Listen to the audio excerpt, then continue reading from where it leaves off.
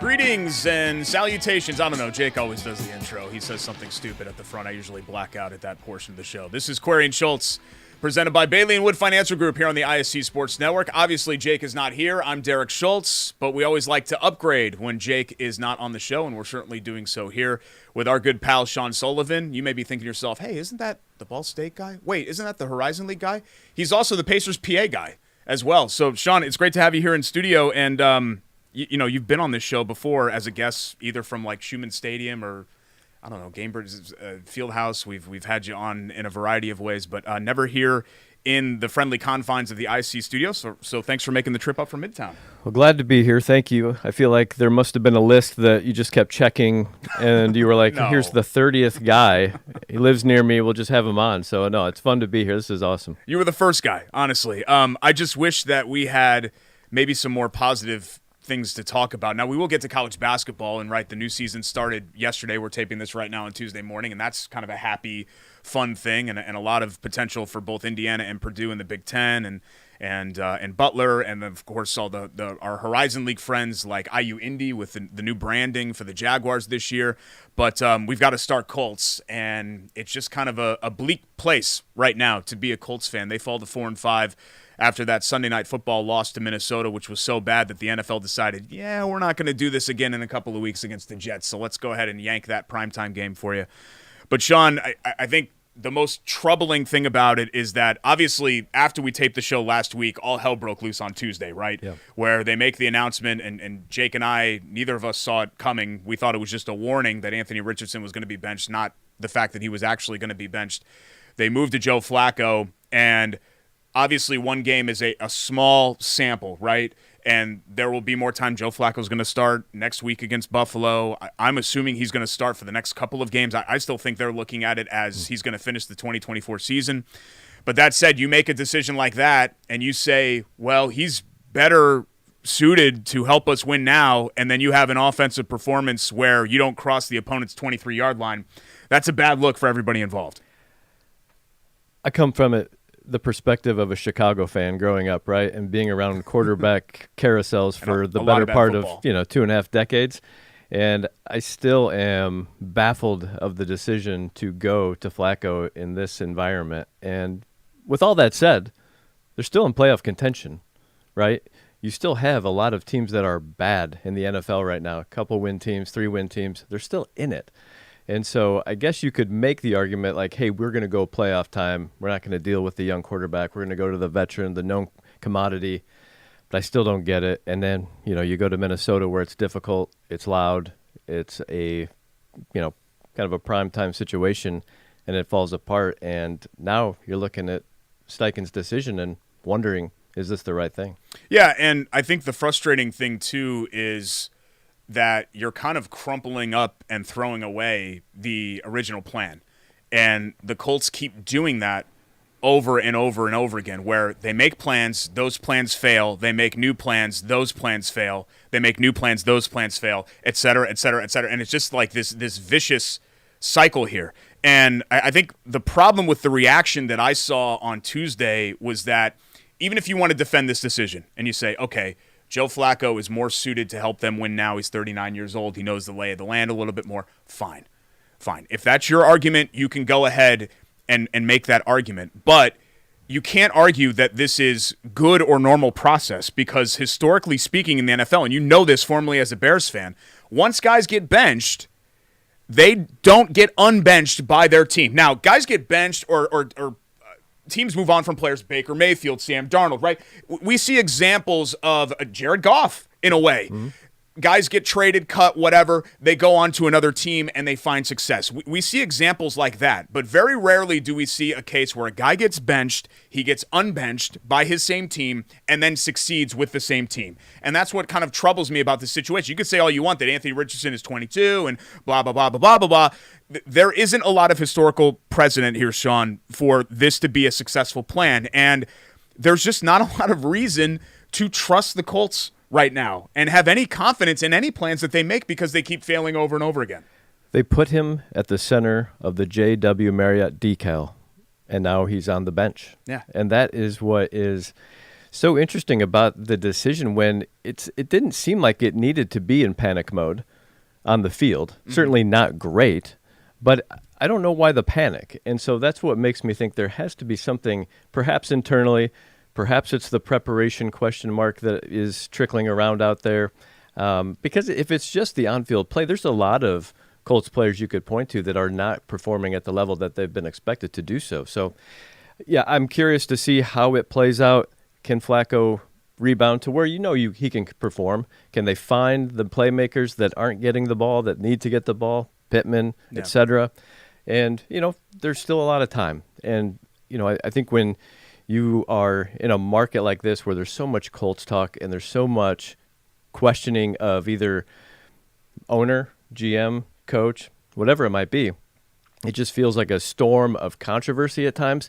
And I would, just from a bit of an objective standpoint, everybody take a deep breath. It's not over. Everything might be okay. Now, it might not.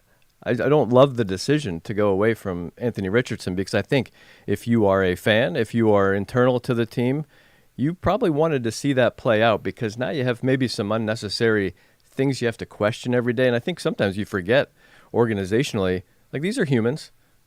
They would probably prefer not only to win, but just to have a week where it's semi-normal. Yeah. And, you get to a press conference dais or you have a scrum in the locker room, and I have to think that gets tiring.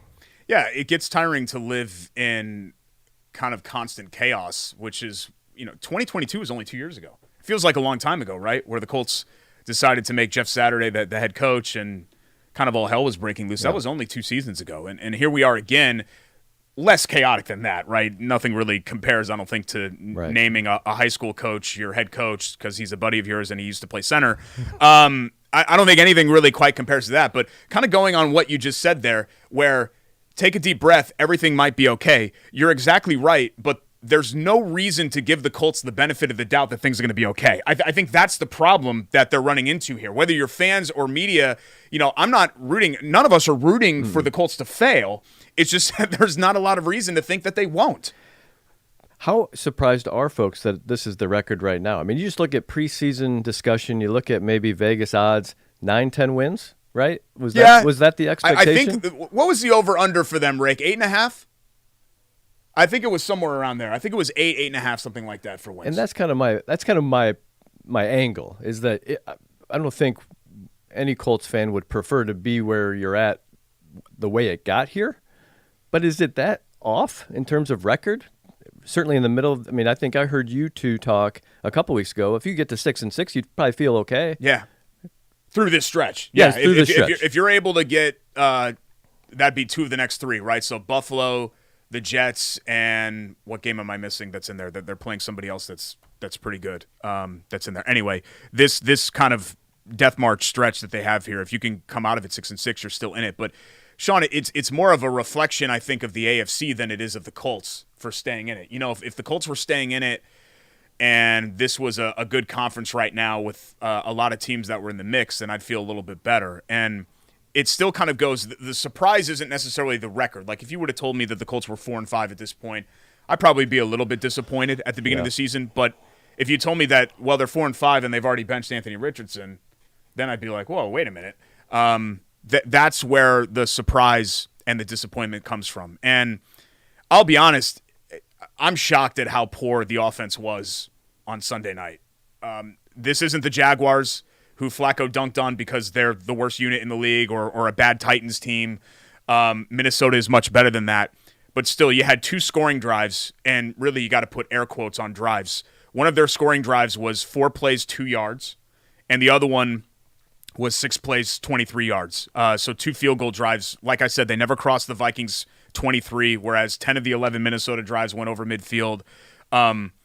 It's actually a miracle that was a 21-13 game, because if you were watching that game, there was no question who the superior team was. The Vikings moved the ball all day and really just, Sam Darnold threw it right to Zaire Franklin. Grover Stewart ate a guy, and their kicker missed a couple of kicks. That was the reason why the Colts were even in that game. It had nothing to do with what they were doing offensively, and I thought it was, even though the defense gave them a chance and made some plays, it was a pretty effort defensively as well. Well, you mentioned that, but you have Steichen, right, who is supposed to be the offensive mastermind, the guru, and we're not getting Pittman the ball, right? And I don't know if that's a result of, subpar offensive line play. I don't know if that's the calling. I don't know if it's the quarterback, the inconsistency under center. But those are to me, the top of the food chain question marks if I am a Colts fan and if I'm trying to figure out how to get to the playoffs. Is let's lean into what we're supposed to be good at. Like, find these playmakers. It's the NFL. Find those guys. Get them the ball. Make sure they're providing an opportunity for your team to win. Yeah, I really think maybe at this point, I think he has 2 catches. I don't know how many targets he even has, probably a small handful in the last couple of weeks. I think at this point, it would just be better served for the Colts and for Michael Pittman Jr. to just have him go on IR and get better and then come back, because he's clearly a shell of himself. But what I don't understand, Shawn, you mentioned that calling the offense. This was a decent offense last year with Gardner Minshew. You made it work, right? That wasn't the expectation. You weren't expecting to go into 2023 and have Gardner Minshew start whatever he started, 12, 13 games or whatever it was. And you made chicken salad out of you-know-what, out of your situation. And I too, don't really understand why. Let's say that you go back to this offense when it was Anthony Richardson, why you wouldn't just run heavy. There are a lot of NFL teams that are successful right now that are leaning that way. And you've got the offensive line to run. You've got the running back to run in Taylor. And you've got a quarterback that can keep defenses honest because of his ability as a runner. I don't know why that wasn't the plan. I'm assuming it has to do with Anthony Richardson's health, right? You want to keep him healthy. You don't want him to take a bunch of hits, but that's his best skill. I always felt like the defense of drafting Anthony Richardson was he's an elite level playmaker as a runner right away. So tap into that in the early years and develop all the passing stuff on the side. And the Colts seem really hesitant to do that. Instead, they're saying, well, we're gonna force feed the passing stuff and have him throw 30, 40, 50-yard. We're going to hunt explosives in the offensive play calling, and to me, that just doesn't make a lot of sense. Well, if you're going to sputter with the young quarterback, and if you're going to have stalled opportunities, do it with the youngster. Learn on the job. I think you look back at Richardson's career, whether it's college or otherwise, and there's so few snaps compared to probably some of his peers. That's what you want to see. If you're going to sputter, you want to see the young quarterback sputter with his teammates out on the field. Are there opportunities to learn on the bench? I think so, for sure. And obviously, Steichen and crew feel that way. But I would rather see him in there, sputter with the group, and grow. And we're not seeing that because you've got Flacco in there right now, and that might pay off. I think you can look at it as a one-game thing. Perhaps there's more. But you just don't want to end up in 2 or 3 games. A Bills loss, now you're in the Jets, pressure's really on to beat a poor Jet squad, and if that goes poor or south over the next couple of weeks, are you going back to Richardson? And now you're in that game, and the game can go for years. Yeah, and it has gone for years, right, for the Colts already. And that's, I think, the overarching question that you bring up there is, who is this helping? Do the Colts benefit from this, from Joe Flacco going out there and being mediocre to bad like he was against – let's say this continues. Joe Flacco going out there and being mediocre to bad, do the Colts benefit from this? The answer to that is no. Does Anthony Richardson benefit from this? The answer to that is no. Does Shane Steichen, does Chris Ballard – do Colts fans – no one benefits from that.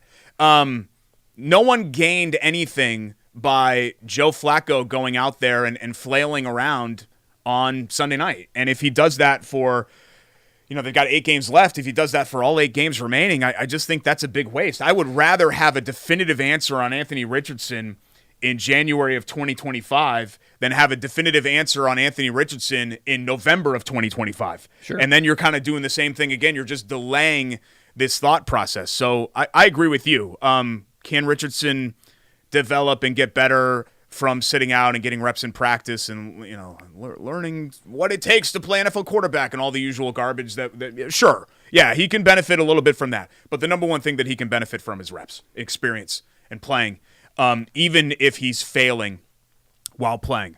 Let's get to a couple of the good things at least, because there were some good things. It wasn't all doom and gloom in Sunday night. The Colts continue.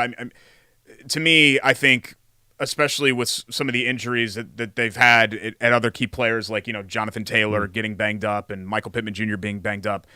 I wonder if their two best players are Grover Stewart and DeForest Buckner. I mean, those guys really can wreak havoc as much as an interior defensive lineman can wreak havoc, and they're the best thing about this team. And they can disrupt the game. You just wish that the Colts had more playmakers, as you mentioned, at some of the other outside positions that could kind of help them along. Well, prototypical game wreckers. They're fun to watch, healthy, it appears, and I think that has certainly been a question mark over the last couple of seasons. And when they're healthy, they're as good as anybody, and that's keeping them in games.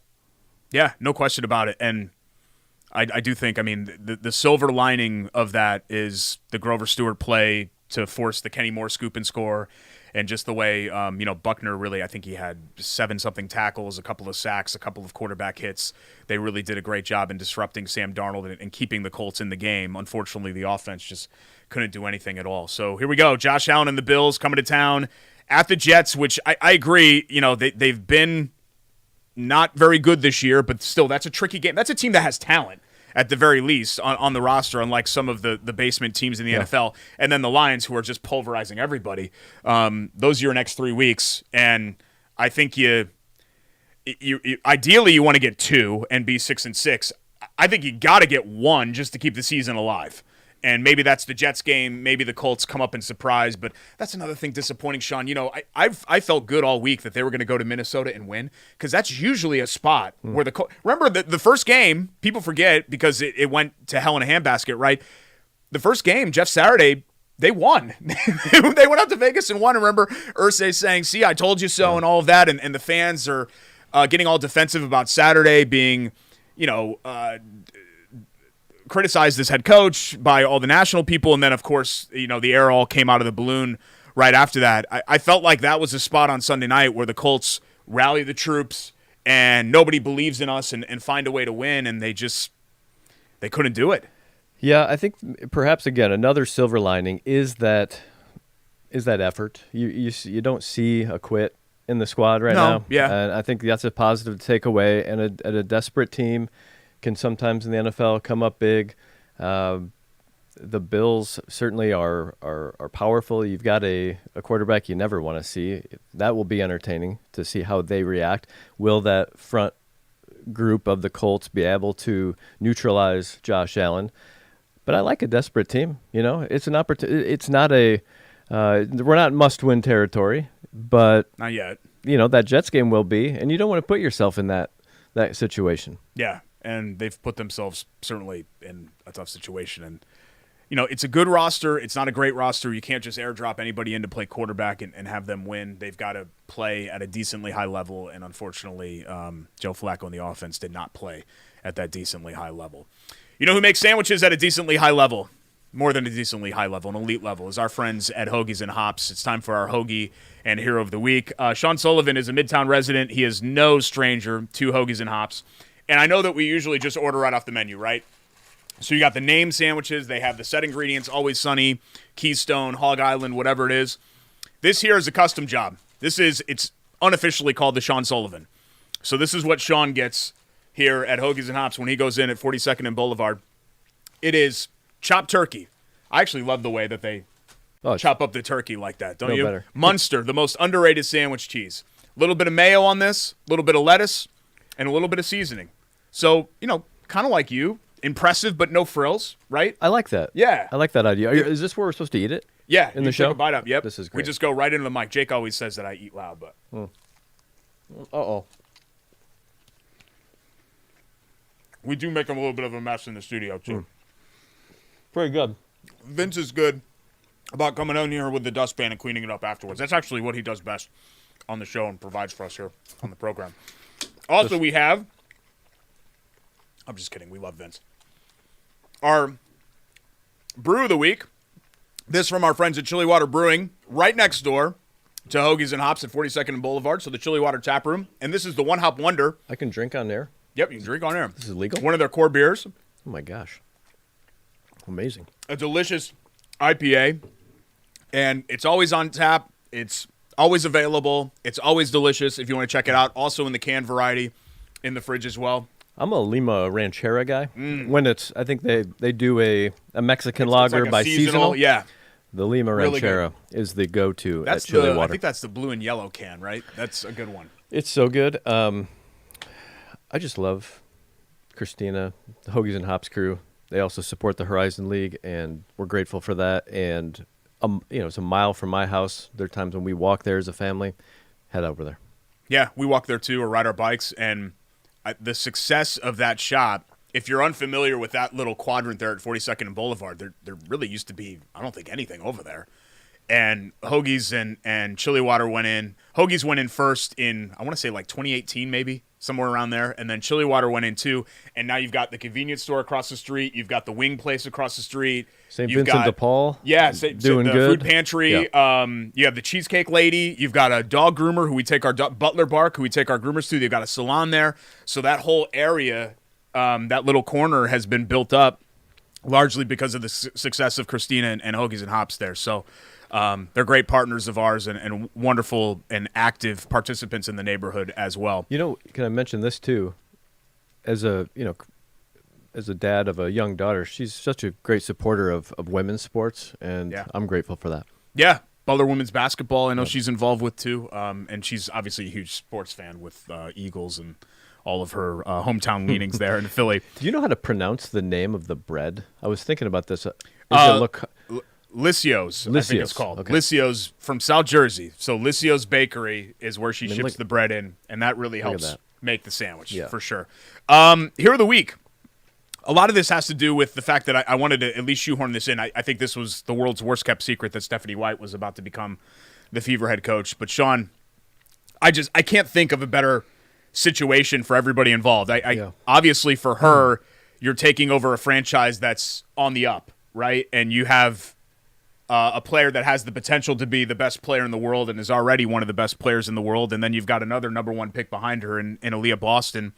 And Steph White is universally respected, has an incredible track record, former league coach of the year. She's coached in the WNBA finals. She's won at a high level as a player.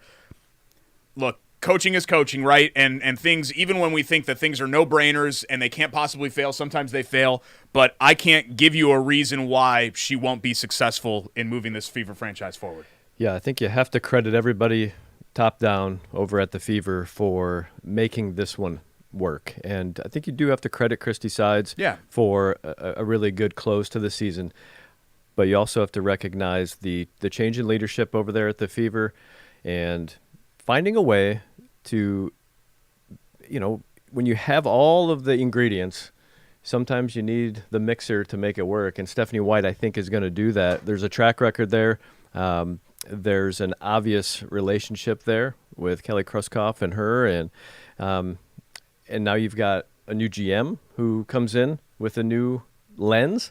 And you have everything you want, I think. Now, you've got the expansion draft coming up. We'll see who they protect and how the rest of the roster filters out. But what I like about Stephanie White and watching her coach and bring her players in, when you watch her teams play, is there's a little bit of a nastiness and toughness that perhaps this Fever team was lacking late in the year in that playoff run this year. And I think you're going to find it with Stephanie White. Yeah, I think really it just comes down to you want to find that person, even when you're okay. Her predecessor, I think Christy Sides, did a defensible job. And that job that she signed up for changed dramatically for what she signed up for compared to what it became. But I think it was a case of, okay, who's going to take us to the next step, to the next level? And I think, Stephanie White has that kind of track record, whereas, Christy does not, and maybe she will someday, but not at this present moment. So Steph White, our hero of the week, our hoagie of the week, the custom job, the Shawn Sullivan, the Turk, the Munster, L, Mayo, and Munster cheese as well. You can get that. You can get any custom sandwich that you want. If you want a roast beef and cheese, whatever, they'll make it for you at Hoagies and Hops, 42nd and Boulevard. And check out our friends at Chili Water Brewing and Chili Water Tap Room right there, directly adjacent to the Hoagies and Hops shop. When we come back, we'll go right into Shawn's wheelhouse. We'll talk some Pacers. We'll talk some college hoops with the season opening as well, and get you set for the first college football rankings, college football playoff rankings coming up later tonight as we're taping this on Tuesday morning. It's Query and Schultz presented by Bailey & Wood Financial Group. Stick around here on the ISC Sports Network.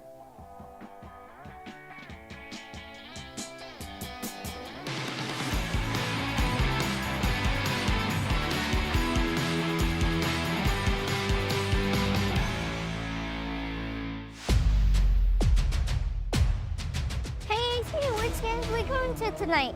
You know we cover all sports in Central Indiana. Hop in. It's going to be a long night. Bailey & Wood Mortgage Lender, proud partner of News 8 Sports Hummer.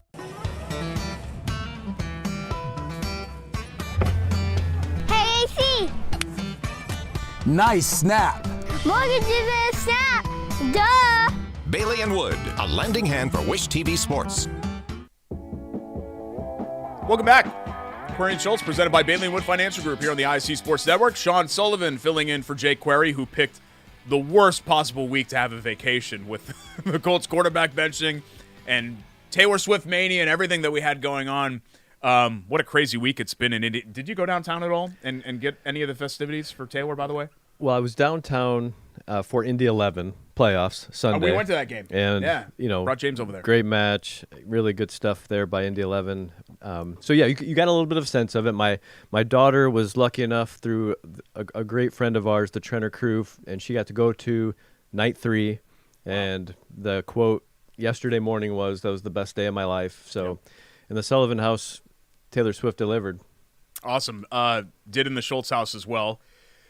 We stood in line for 3 hours on Saturday in the merch line, and the sweatshirt that my wife wanted was sold out, so we got a T-shirt instead. But the good news is that it was like 5 o'clock. We had come back from the Indy 11 game on Sunday. She loves Taylor Swift. She really wanted to go. She wanted to go for her 40th birthday, and I was like, Ash, I don't know if we can do this. It's expensive, whatever else. I'm doing the leaves in the front yard. She comes outside. She's talking to her friend Sarah. Said 2 became available. They're within kind of the price that we said, okay, we can do this. And, we make those financial decisions kind of together. And I just saw her face. I was like, all right, fine. Go. You'll love it, the whole deal. And I think the direct quote was, that was like the best night of my life. And I'm like, that's great because I wasn't there. So thank you for saying that was the best night of your life. That is tough for you. Hurt my feelings a little bit. I think there is a little bit of it was expensive. There was an investment, and some folks were able to go through that process and pay the face value. We paid certainly more than that, but we felt like we had a range, and we got to that range, and we were lucky and fortunate that a friend thought of our daughter, Mary Kate. But the video, that I saw of her face singing is like whatever. Like, that's priceless. Yeah, it fills your heart, right? When somebody that you love enjoys something that they love so much. So it was a great weekend. I mean, $100 million, whatever it was for the Taylor Swift and all the people downtown. It was a lot of good vibes around it. College basketball season kicking off yesterday. Purdue opening up with tipping off. Come on. Sorry, tipping off. It's basketball. I got football still on the brain.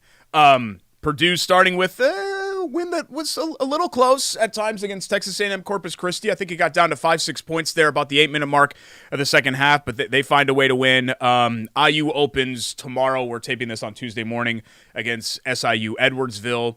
But I think what's kind of exciting, Shawn, and we sort of take this for granted here, Purdue and Indiana are picked 1-2 in the Big Ten. They're both in the top 20. That is an extremely rare situation to have both teams be projected to be good this century. I mean, you and I are old enough to remember the Katie Knight heyday where this happened every year, where Purdue and IU were Big Ten contenders. They dominated the league standings from 1983 to 1996 or so. But lately, that's, seemingly it's either been IU's been really good and Purdue's been really bad, or Purdue's been really good and IU's been really bad. And now it looks like both of those teams have reasons to believe. Well, and sometimes I think there's some brand play that gets layered into a preseason ranking. So I think sometimes there's perhaps some bias, and Indiana maybe gets a little bit of an advantage early. But it seems like not only is it legit enthusiasm, optimism, and realistic top 20 projections, but you don't sense the negative aura from Indiana fans right now. And I think that is fun, to your point. You just go into a season where everybody is excited about the season. There's not like this dread or gloom. It's let's go. Which is weird because there was a lot of dread and gloom last year during that Indiana season because they kind of fell on their face a little bit. But that's what happens in the instant gratification of the transfer portal. And IU really flexed their muscle with the guys that they brought in, like Rice and Ballo. And they bring back Renew and Mbako, and I think Trey Galloway's been there since the Obama administration, and he's still playing. So you have some of that mix of experience and new guys as well. But when you look just kind of at a talent standpoint, Indiana's talent is at a high level. And then, Purdue brings back their backcourt and Lawyer and Braden Smith, who's the preseason Big Ten Player of the Year. I think they're expecting, Purdue's had this happen over the last 10 years where kind of guys have their launch year and they take the next step. And I think they're expecting Trey Kaufman-Renn to be that guy. Not the next Zach Edey or anything like that, but to be that guy and somebody to look out for. I don't know if you've seen this kid play, but Daniel Jacobson, their 7'3" freshman, who is very skilled. Now, he does not have a Big Ten body yet, right, as you don't really expect Big Ten bigs as freshmen at 18, 19 years old, however old they are, to have. But you can already tell that there's a foundation there where he can be really, really good if they build upon that. Well, and Coach Painter has such a resume of developing those types of players, and it just seems like the blueprint is thrown on the copier, and the next year it comes out and it works out. Now, will they get to the Final Four again? I don't know, but this is a really good roster, and they've got a solid coaching staff that will put them in the position to do so. And I always say, and I'm certainly not alone on this island, but if you have guard play late in a season, you have a chance, and that's certainly not going to be a problem, I don't think, for the Boilers. And the opportunity of Trey Kaufman-Renn is such that he could be a breakout star. I mean, the body's there, the athleticism's there. Now it's about getting the touches and the confidence, and who knows? The ceiling is pretty high for that player and the Boilers. But they take on a Horizon League opponent this Friday in Northern Kentucky, who is always pretty good. Scrappy. They played Florida State very strongly on Monday night, and that'll be a good test early. And I can't imagine Purdue will have an issue with them, but a good test for both squads and good for them and coach to play a Horizon League team this early in the season like this to give them a little run. But they're deep too. I mean, they're deep. It'll be interesting to see how many he plays and how much run they get. Yeah, 11 guys played in the opener against Corpus Christi, and I think that rotation will shrink a little bit, obviously. But, Raleigh Burgess is another guy who they talked about redshirting. It looks like he's not going to redshirt. Yeah. So, Purdue has a lot of guys that they like. And then Butler opening up with a close win as well. It's a big year for Thad Matta, I think, to kind of move the program. Program is really kind of stagnated, really ever since Chris Holton left. And, Val Jordan had some moments, but for the most part, that did not go, I think, as planned. And then you bring Matta back to get you back on the upward trajectory. And I think this is a big year for him to try to get Butler back on track. But I know you're excited. You got the shirt on and everything, and you alluded to the Horizon League. That's Shawn's day job with the league, and a lot of excitement around it. We were just out at the State Fairgrounds Coliseum to talk about the media day and the start of the season, but not only the obviously the good vibes riding in with Oakland with their great run last year and their big upset of Kentucky and their near win over NC State to go to the Sweet 16. But on the women's basketball side, too, you had a couple of 25-plus win teams. A lot of things happening, a lot of good vibes around the Horizon League right now, basketball-wise. For sure. I mean, a ton of major moves. You think about Greg Campy at Oakland, 700 wins now as of last night, and Oakland will be there at the end, no question about it. Green Bay with Doug Gottlieb coming in as a head coach. That's I think a fun and entertaining storyline to follow here in the Horizon League. We talked about NKU. Darren Horn is a veteran coach who always has the Norse ready to play and has been in Indy here over at the Indiana State Fair Coliseum in the semifinals of the Barbasol Horizon League Championships frequently over the last couple of years. And then you noted, I mean, women's hoops is probably where, if you look at Conference Net, the Horizon League is right there as one of the top mid-major leagues in the country. So fun to watch. We always love this time of year because it's crossover season, right? We have our fall championships, getting to a point where you're sending teams onto an NCAA tournament. And then you have hoops starting, which is our bread and butter. And so that's a lot of fun. Yeah, it's all kind of happening at once. This is the time of year where, not that he normally sleeps in the normal portion of the year, but Greg Rakestraw gets down to about 90 minutes of sleep per night because of all the play-by-play and all the sports that are happening all at once, especially here with ISC. Let's talk Pacers as well. We actually have something positive to talk about. I know it's been a slow start out of the gates, but a really big win for them last night in Dallas. And look, Shawn, it's early. It's November. What is today? November 5th, right? People like to hit the panic button. Marathon, not a sprint, especially in an 82-game NBA season. Yeah, for sure. I mean, you go to Dallas and you finish a game. And I think early in the season, that has been maybe that panic button cause is like, can you finish a game? You've had late leads, maybe not been able to finish it off. Even the one against Boston last week, you're thinking this should be pretty easy to finish off, and it becomes a challenge. But they do, so you credit them. They now have wins over both finals teams from last year, early in the year. So you can point to a panic button, but I'll take wins over the Celtics at home and the Mavericks on the road in a week or so stretch. I do think the injuries are a concern, right? Especially because they both hit the same spot where you lose both of your backup bigs, both to the same injury too. A serious one, which 20 years ago used to be a career-ending one.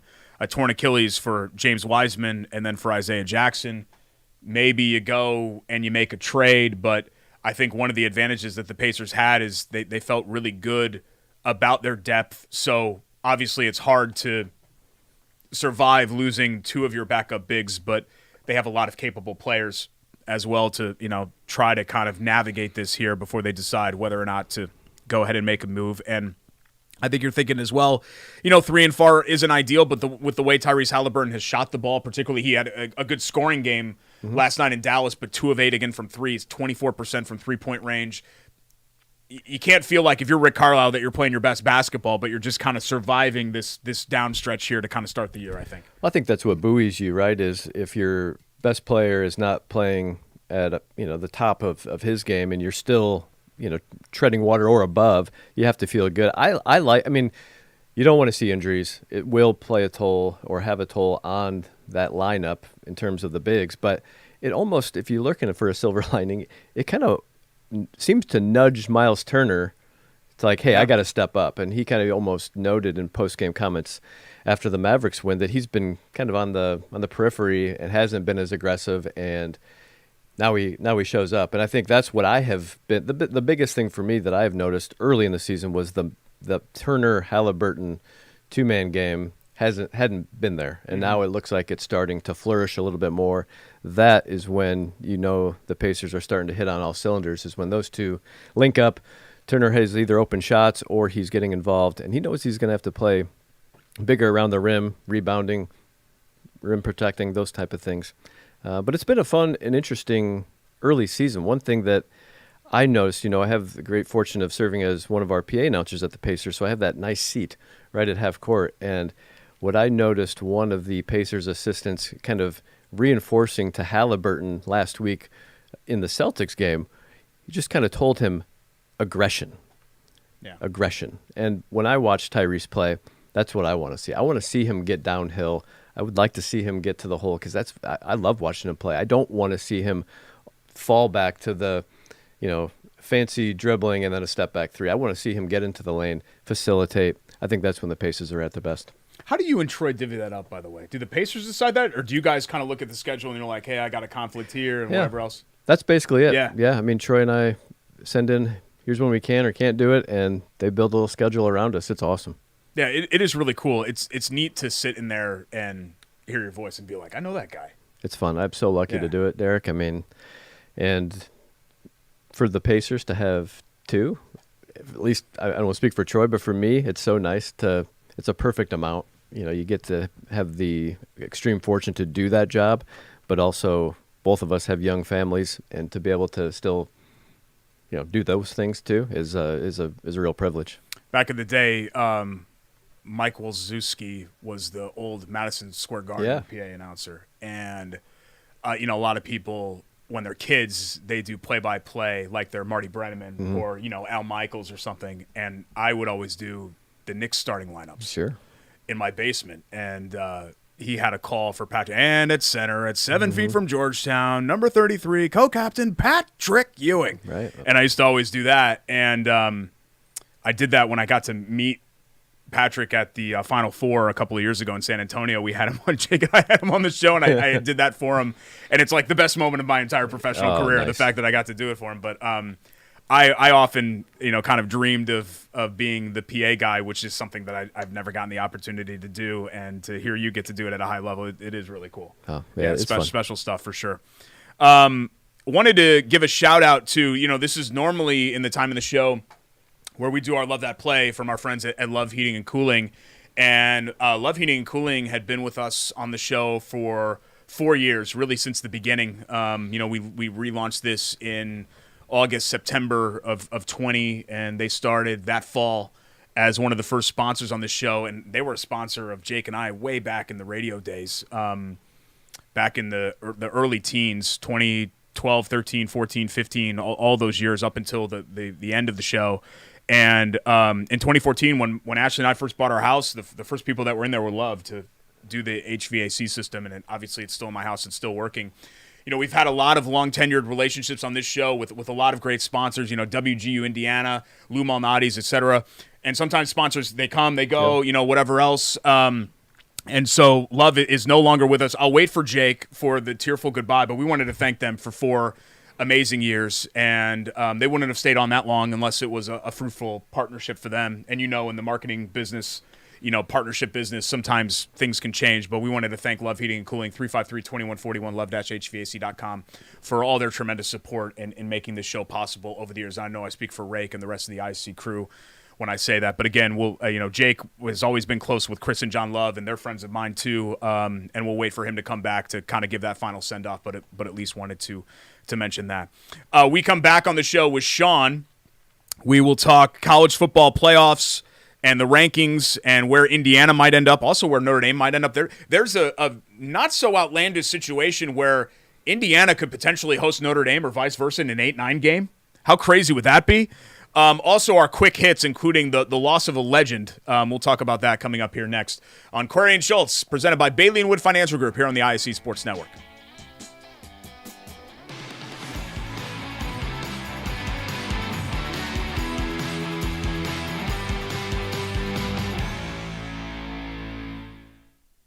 At Bailey. Welcome back, Query and Schultz, presented by Bailey & Wood Financial Group. Shawn Sullivan filling in, so I guess it's Schultz and Sullivan today. How about that? That at least kind of flows. Schultzoven? Schultzoven? I don't know. Fine, we can do that. We'll go to the trademark office and see if we can make that happen. Quick note on the college football playoff rankings. By the time you're watching this tonight, it'll probably have already been released, but Indiana in a very good spot to at least be in the top 10 because there were a rash of upsets right in front of them. Texas A&M going to South Carolina and losing.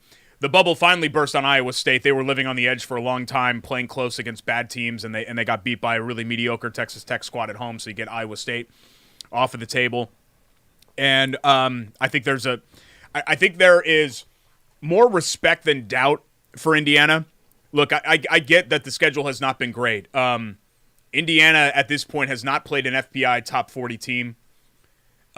Indiana at this point, I would argue, has not even played an upper half Big Ten team. I think maybe Nebraska would be like on that edge where, the top 9 teams in the Big Ten. I mean, they've really taken advantage of a schedule that's included Maryland and Northwestern and UCLA and the teams that are really in the cellar of the league. But that said, Shawn, they're blowing everybody out. They're blowing everyone. Their average margin of victory is 33. Michigan State is fine. Michigan State's not a bad football team. And they went in there, they got down 10-0, and then they blew their doors off. I mean, to go on the road and win by 37 against another Power 4 FBS team is really, really hard to do. And Indiana just keeps doing it every week. Few question marks right now. I mean, you have to give full credit to Cignetti and how this has flipped in rapid order. I went to Big Ten football media days and listened to a coach talk about his team and where he thought it would be, and everyone's like, who's this guy? There were some eye rolls. There were some what is going on here, and here they are. You can only play who's on your schedule. Mm-hmm. They have done that to perfection to this point, and there's not a ton there that would worry me the rest of the way. I mean, certainly you're going to have to go and play Ohio State. The horseshoe, yeah. But I don't think there's anybody inside that locker room that is thinking that they can't go win. No, and you're a 14.5 point favorite against Michigan, which Michigan still has dudes, right? Even though this is not a great Michigan team. And then you go to the horseshoe, and then you've got Purdue, who's the worst team in the league right now. If you're 11-1, I think you've got a great playoff argument. You have to see how it all shakes out, but I think you've got a great playoff argument. I'm interested to see how Indiana's 11-1 might compare to like Notre Dame's 11-1 or some of those other teams that would be on the perceived at-large cut line, because there wouldn't be if the season ended with what we know today. I guess the best wins would be Michigan and Nebraska, and both of those teams would end up with probably 5 losses. Yeah. So you wouldn't have a quality win necessarily to point to, but what you would have is all the metrics and margin of victory and all these other things that Indiana can say to say, look, we've been dominant. Whereas Notre Dame could go and say, Texas A&M is a decent win. Maybe that Louisville win ages a little bit better. I don't know how Army and Navy are going to age, honestly, and they're still the service academy, so I don't think you can use those necessarily as feathers in your cap.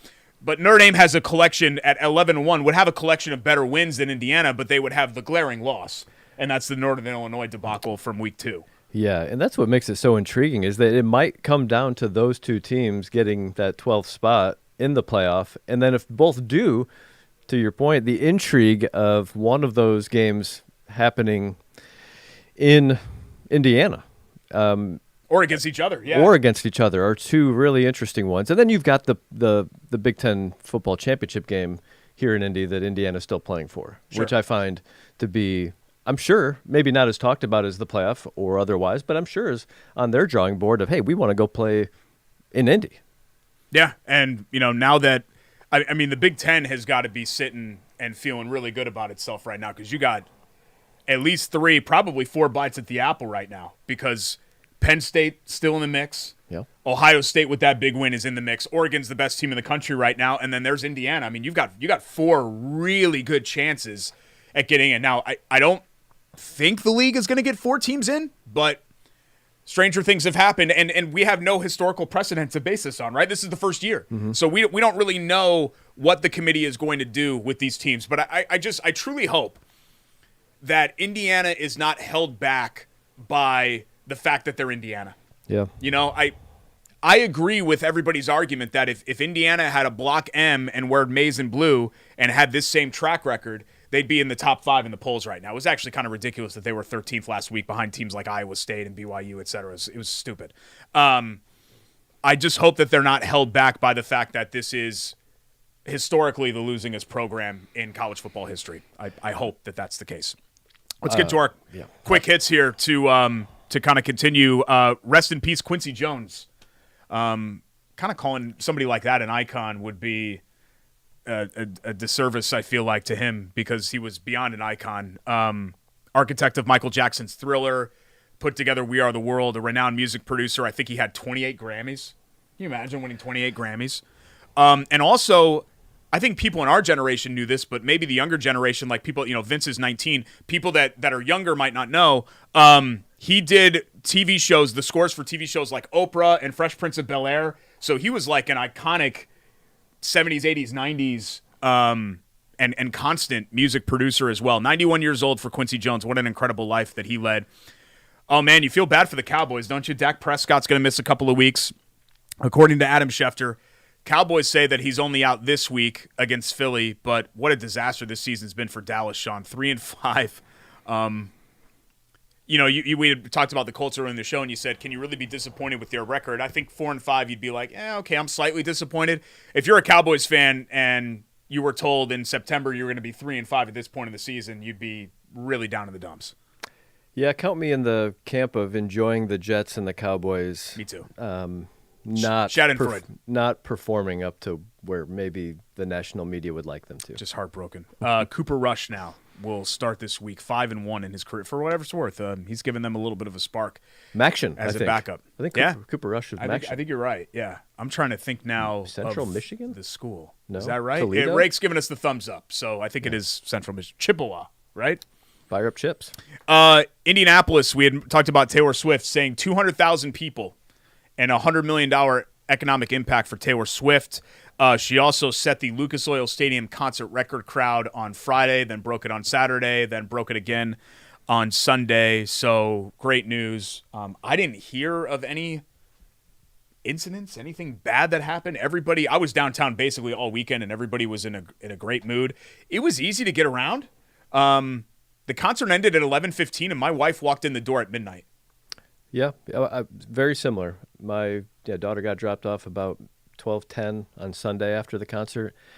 I think you just continue to throw flowers at our city for being able to do pull off events like this, and not only pull them off with splendid colors, but all of the ancillary,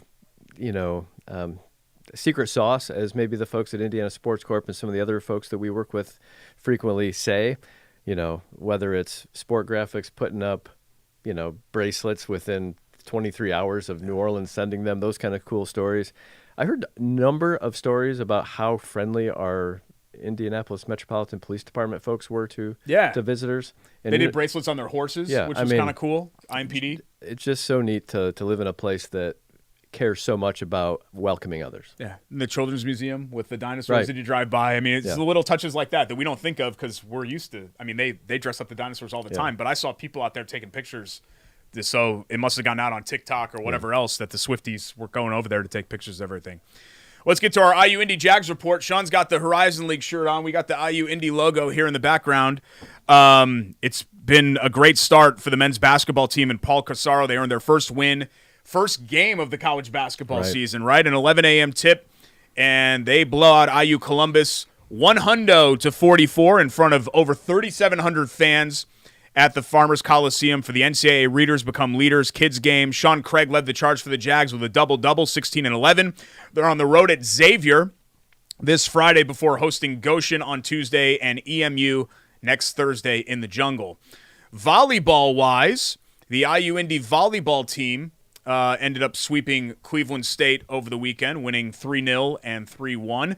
In Saturday's win, L. Patterson had 14 kills. The Jags' regular season homestand, final one of the year, is this weekend on Friday and Saturday as they host Green Bay. And you look there, the pink jerseys as well. Pretty cool.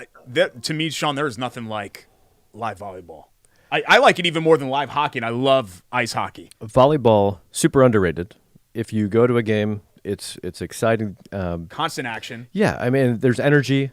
The crowds are always into it, especially seems to be a renewed energy in the jungle, which is awesome. I also want to point out, because distance runners don't get love, shout out to the Jags men's cross country team, second at the Horizon League Championships a couple days ago up in Green Bay. They ran a phenomenal race, so shout out to the Jags. Nate Kaiser finished third overall among 108 runners, first team All-Horizon.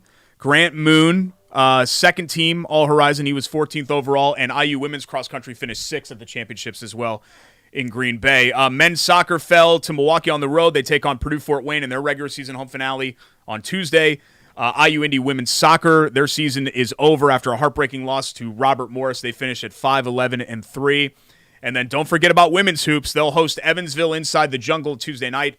Visit iuindyjags.com/tickets for your one-stop shop on all things Jags and all things tickets to all of these great events there with IU Indy Athletics. When Sean and I come back, Chateau Kitchen's Bite or Bold Bleep. Sean's maiden voyage on Bite or Bold Bleep. I always love bringing the guests through that. It's Query and Schultz here on the ISC Sports Network.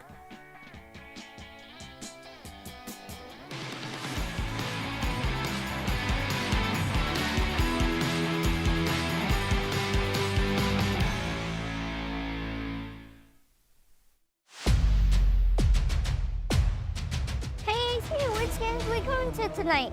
You know we cover all sports in Central Indiana. Hop in, it's going to be a long night. Bailey & Wood Mortgage Lender, proud partner of News 8 Sports Hummer.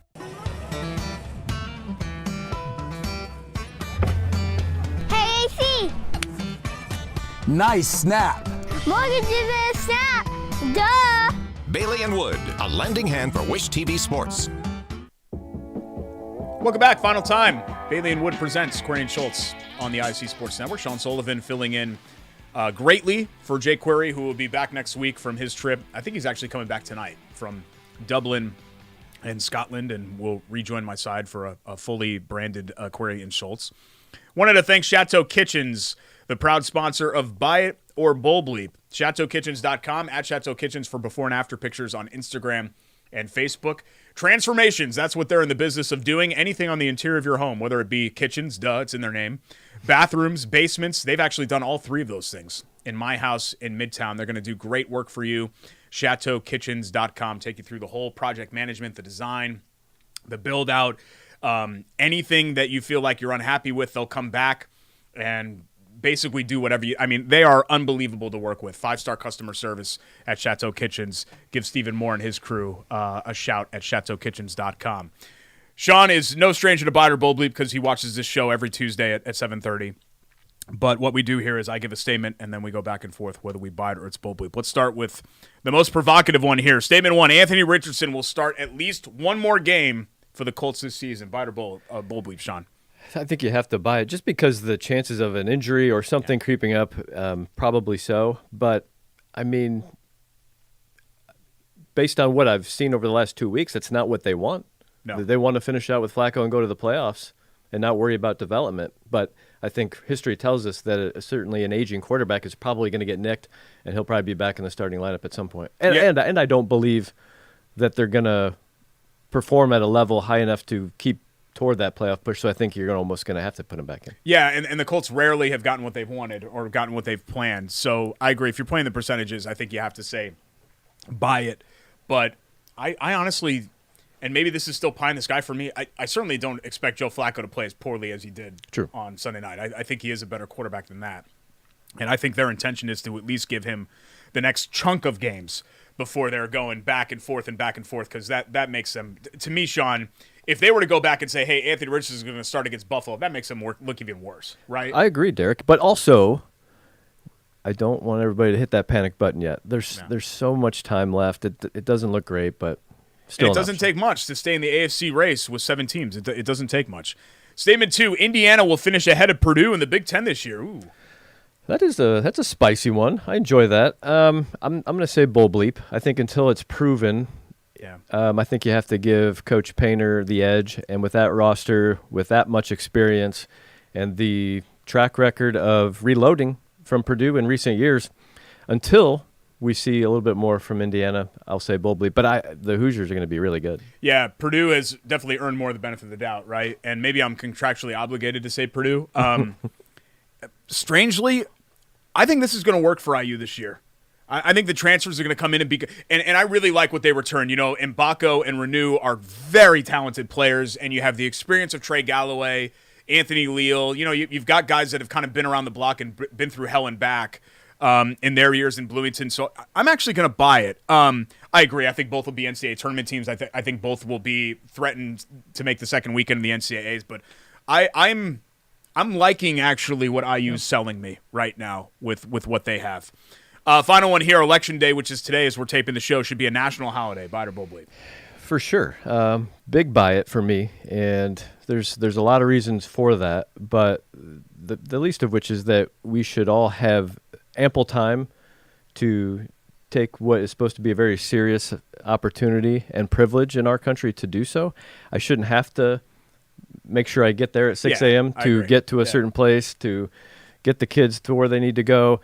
It just should be a holiday. There are a lot of other holidays.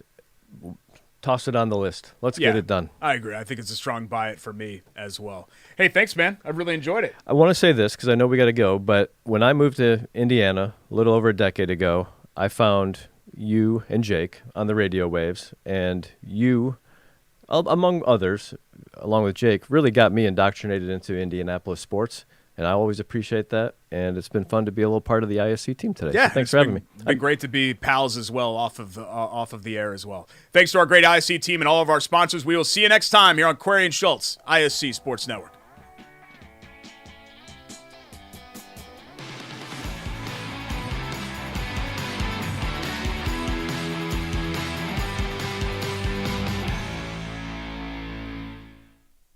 At Bailey and Wood,